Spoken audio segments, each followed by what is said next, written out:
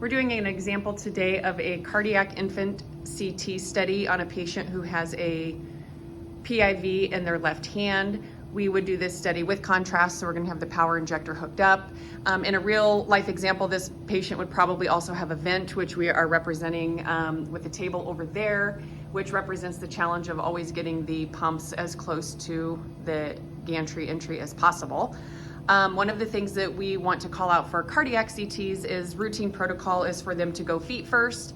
An exception to that would be if they have saphenous access, then we will update the protocol to do head first when absolutely necessary.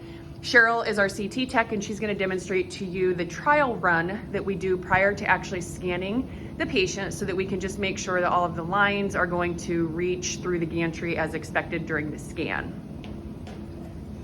We would go slowly, put the patient with the nurses and RT watching these lines.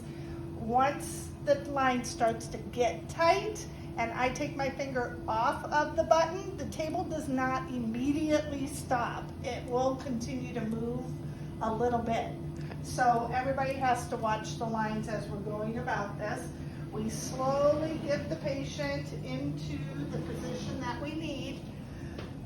The light that I am aiming for is this line right here, the laser, to be right about above the patient's shoulders. So we do have a distance to go.